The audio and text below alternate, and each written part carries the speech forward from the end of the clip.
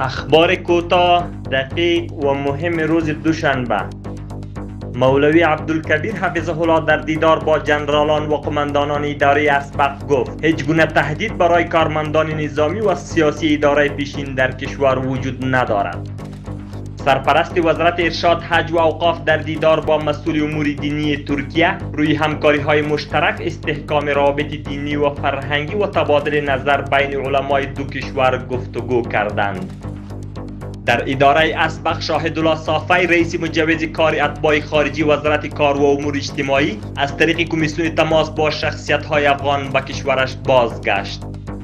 قماندانی امنیه کابل میگوید پلیس حوزه 15 دو اراده موتر سرقت شده و 4 تن را به اتهام جرایم مختلف دستگیر کرده اند. تعداد گردشگرانی که از منطقه تفریحی اسپین شگ ولسوالی زازای آریوب ولایت پکتیا بازدید کردند، در روزهای عید تعداد گردشگران این منطقه 3 برابر افزایش یافته بود. دلیل افزایش گردشگران امنیت سرتاسری در کشور است.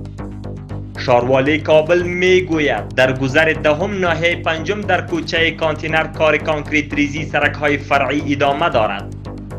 وزارت امور داخله میگوید نیروهای امنیتی قماندانی امنیه پلیس هلمند در یک عملیات 1 تن را که روز گذشته در ولسوالی مساقله این ولایت توسط آدمربایان را بوده شده بود رها و در پیوند به این قضیه 7 آدمربا را دستگیر کرده اند.